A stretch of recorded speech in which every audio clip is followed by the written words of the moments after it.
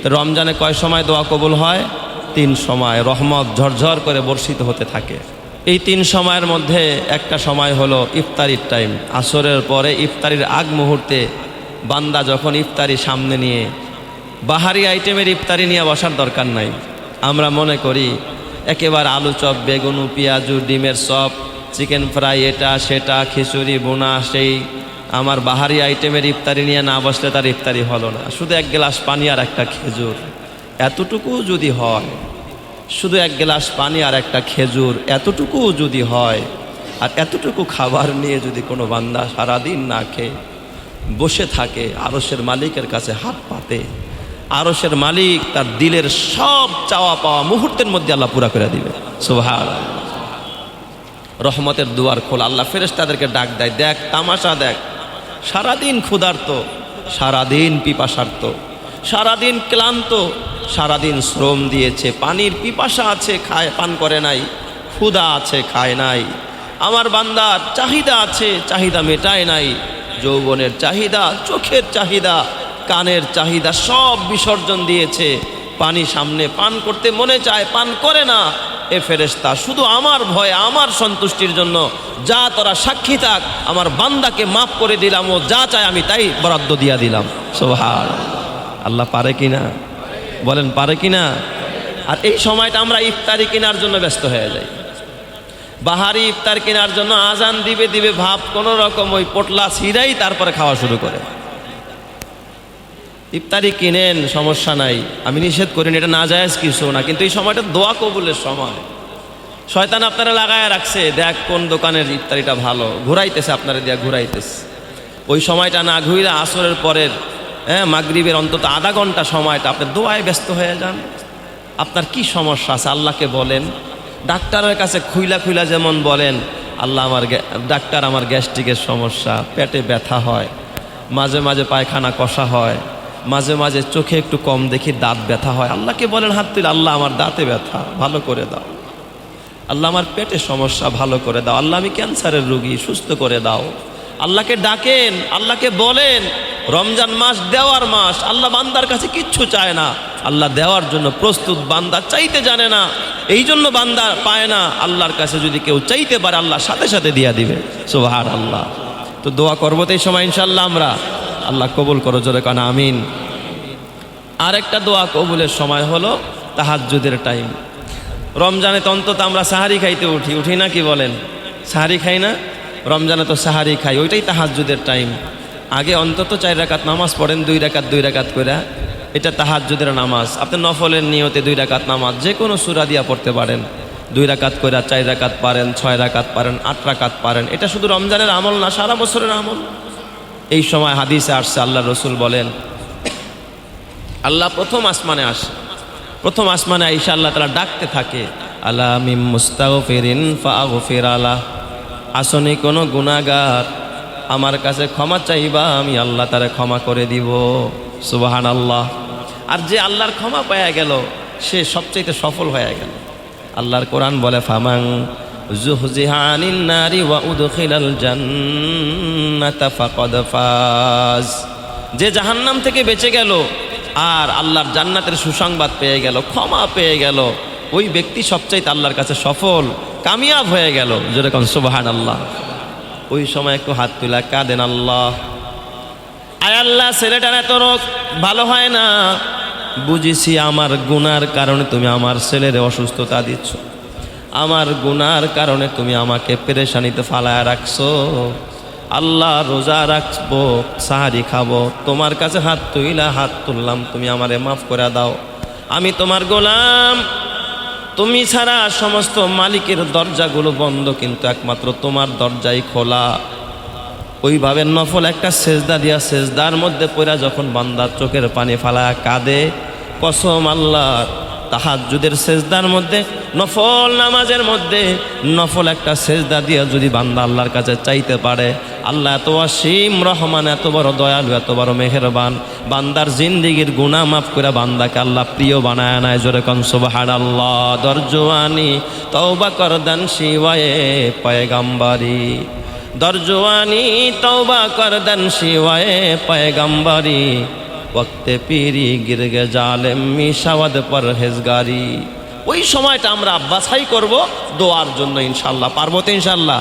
আল্লাহ তুমি কবুল করো, জোরে কানা আমিন। তৃতীয় নম্বর, ওই সময়ও দোয়া কবুল হয় ফরজ নামাজের পর। নামাজ শেষ হয়ে গেছে, এখন চাই ইমামের সাথে। ইমাম তো অনেক সময় লম্বা দোয়া করে না। কেন করে না? অনেক ব্যস্ত লোক আছে, সবাইকে নিয়ে এত লম্বা দোয়া করা কিনা সম্ভব না। ইমাম সাহেব সালাম ফিরায় ফেলছে, আপনি পারলে ইমামের সাথে অথবা একা একাই হাত তোলেন, মালিক রে তোমার গোলামি করার জন্য তোমার ঘরে আসছে। আয় আল্লাহ, দুনিয়ার শত্রুর ঘরে গিয়াও যদি শত্রুর পা ধরে কেউ মাপ চায়, শত্রুরে কি করে দেয়? মাফ করে দেয়। আল্লাহ তোমার ঘরে আসছি, তোমার গোলামের খাতায় নাম উঠাইলাম। সলাতুজ জুমা, আল্লাহ সলাতুজ জোহর সলাতুল আসর পড়লাম, তোমার গোলামের খাতায় নাম উঠাইলাম। তুমি যদি গোলামটারে ঘাট ধরে বের করে দাও, কার দুয়ারে যাবে? আর তো দ্বিতীয় কোনো জায়গা নাই, মাফ করে দাও। ফরজ নামাজের পরে বান্দা যখন হাত তুইলা একা একা হোক আর সবাই মিলা হোক, যদি আল্লাহর কাছে ক্ষমা চাইতে পারে, কিছু চাইতে পারে, আমার আল্লাহ এত বড় রহমান, এত বড় রহিম, বান্দার চাইতে দেরি হবে, আমার আল্লাহর দিতে একটা সেকেন্ডও দেরি নাই। যেরকম সুবহানাল্লাহ। এই জন্য এই সময়টা আমরা দোয়া করব। তাহলে বলেন কয় টাইমে দোয়া কবুল হয় রমজানে? 3 টাইমে। 1 নম্বরের টাইম হলো ইফতারির আগে, 2 নম্বরের টাইম হলো তাহাজ্জুদের সময়, 3 নম্বরের টাইম হলো 5 ওয়াক্ত ফরজ নামাজের পরে। এ আমার বাবা, আপনার যেন দোয়ায় কষ্ট না হয়, ইবাদতে কষ্ট না হয়। আল্লাহ তাআলা পরিবেশকে গুছানোর জন্য শয়তানকে আল্লাহ তাআলা বন্দি করে দিস। রমজানের আগে শয়তান একটা মিটিং ডাকছে, মিটিং কল করছে। মালিকি মাযহাবের একজন বড় ইমাম, ইমামে রব্বানি, মাহবুবে সুবহানি, একজন বড় আল্লাহর ওলি, আল্লামা ইবনু আব্দুল বার রহমাতুল্লাহ আলাই। এই ইবনু আব্দুল বার রহিমাহুল্লাহ একজন জগৎ বিখ্যাত আল্লাহর ওলি। উনি মালিকি মাযহাবের একজন বড় ইমাম। বহু কিতাব, বহু গ্রন্থ উনি রচনা করেছেন। ইবনু আব্দুল বার রহিমাহুল্লাহ উনি কিতাবের মধ্যে লেখছে, একদিন শয়তান, ইবলিস শয়তানরে কিন্তু আল্লাহ রমজান মাসে বন্দি করে রাখে।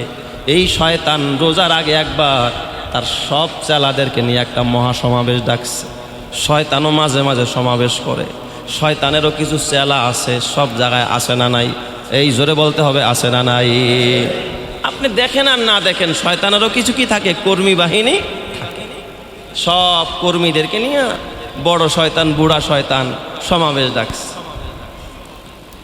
সমাবেশের ভিতরে কথা বলতেছে, এক কর্মী দাঁড়ায়া বুড়া শয়তানরে প্রশ্ন করতেছে। ডাক দেয়া বলে, লিডার, আপনার কাছে আমার একটা জিনিস জানতে বড় ইচ্ছে হয়। আচ্ছা বলো, কি জানবা? আমার কাছে জানবা না তো জানবা কার কাছে? আমি তো তোমাদের বিগ বস, লিডার। আমার জানতে ইচ্ছে হয় যে আমি দেখছি, ওই কর্মী বলতেছে যে দুনিয়ার মধ্যে যখন কোনো পীর মারা যায়, কোনো বুজুর্গ মারা যায়, আপনি এত কাঁদেন না, এত পেরেশান হন না, এত হয়রানি বা এতটা আনন্দিত হতে আপনাকে দেখা যায় না। কারণ শয়তান তো ভালো মানুষ মরলে খুশি হয় না, বেজার হয়? কথা কয় না? ভালো মানুষ মারা গেলে শয়তানের জন্য ভালো না খারাপ? ভালো না। শয়তান মনে করবো না, মাশাল্লাহ আমার বিরোধী একটা কি করছে, মরছে। আল্লাহর ওলি যারা নামাজ পড়ে, যারা এরা শয়তানের পক্ষের লোক না বিপক্ষের লোক? শয়তানের বিপক্ষের লোক নাই। যে আপনারা যারা মসজিদে আসছেন, শয়তানের পক্ষে না বিপক্ষে? আমার যা দিচ্ছেন মনে হয় অর্ধেকে দিছে আর বাকি অর্ধেকে দেয় নাই। আপনারা শয়তানের পক্ষের লোক না বিপক্ষের লোক? এই তো মাশাল্লাহ। তো শয়তানের বিপক্ষের লোক আমরা। তো শয়তানের বিপক্ষের লোক যদি মারা যায়, তাতে শয়তান বেজার হয় না খুশি হয়? খুশি হয়ে যায় না? তো ওই শয়তানের চেলা কয়, হুজুর আপনি ওই যে পীর সাহেবরা মরলে তো এত বেশি খুশি হন না, একজন আলেম মরলে যত বেশি খুশি হন, কারণটা কি?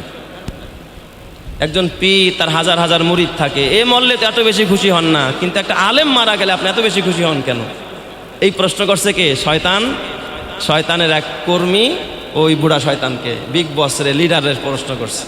আর এই ঘটনা লেখছে আল্লামা ইবনু আব্দুল বার তার কিতাবের মধ্যে। তো শয়তান কয়, শোন, আমি এই প্রশ্নের জবাবটা তোদেরকে মুখে দিব না প্র্যাকটিক্যালে দিব? কয়, মুখে দেওয়ার চাইতে প্র্যাকটিক্যাল হলে তো আরও ভালো। আপনি যদি প্র্যাকটিক্যালে জবাবটা দেন তাহলে কি আরও ভালো, আরও সুন্দর হইল। সব কিছু বাস্তবে সচক্ষে দেখা বিশ্বাস করলাম। দেখা বিশ্বাস করার মধ্যে মজাই আলাদা, যেমন আমরা না দেখা আল্লাহকে বিশ্বাস করেছি, এটার মধ্যেই মজা আলাদা। সুবহানাল্লাহ জোরে কোন সবাই। কয় তাহলে চল আমার সাথে। শয়তান লিডার শয়তান নিয়ে চলছে, এক পীর সাহেবের কাছে গেছে, জিন্দা পীর সাহেবের কাছে যায়া পীর সাহেবরা ডাক দিয়া বলে, শয়তান কিন্তু তখন শয়তানের সুরাতে নাই, ভালো মানুষের বেশ ধরছে, পীরের বেশ ধরছে, জাতি ভাই সাচ্ছা যা কয়, পীর সাহেব, ও পীর সাহেব, এই 7 আসমান আর 7 জমিন এবং এর মাঝে যা কিছু আছে সব যদি একত্রিত কইরা একটা ডিমের মধ্যে ঢুকানো সম্ভব কিনা আপনি বলেন।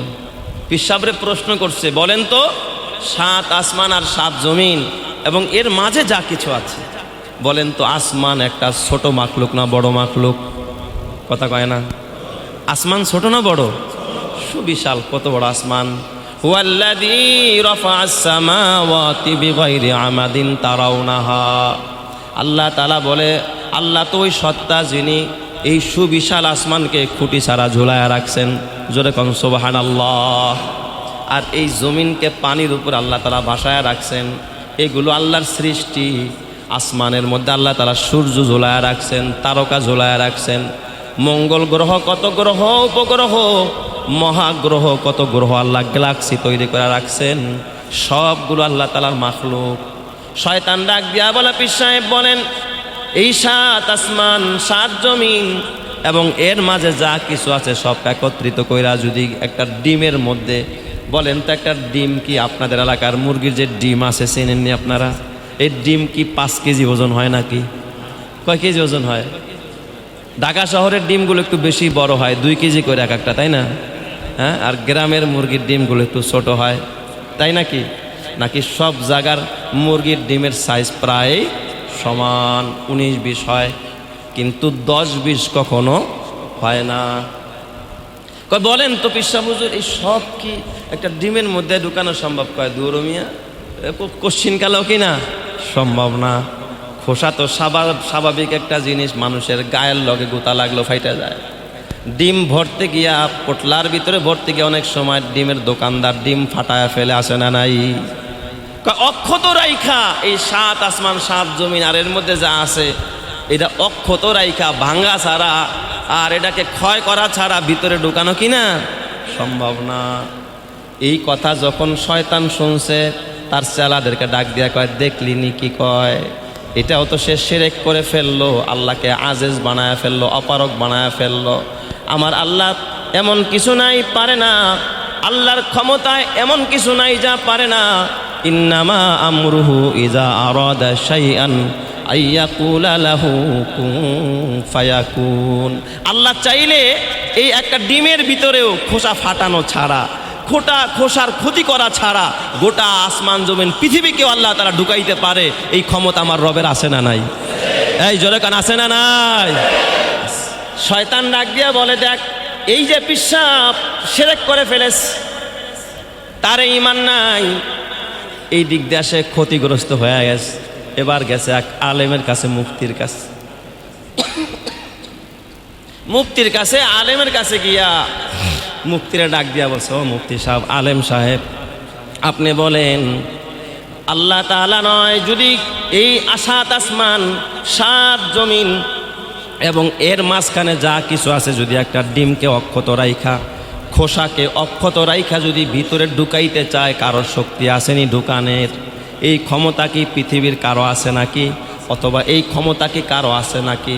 এই কথা যখন বলেছে, এবার আলেম ডাক দিয়া বলে, এই শুনে রাখো, আমি তো ওই রবের প্রতি ঈমান এনেছি যে রব পূর্ব আকাশে সূর্য ওঠায়, পশ্চিম আকাশে ডুবায়, যেই রব রাত নিয়ে দিন আনে, দিন নিয়ে রাত আনে, যেই রব কুন ফায়া কুন বললে সব হয়ে যায়, ওই রব যদি চায় একটা ডিম কেন, একটা বিন্দুর ভিতরে, একটা অণুর ভিতরে গোটা পৃথিবী নয় সব কিছুকে ঢুকানোর মতো ক্ষমতা আমার রবের আছে না নাই?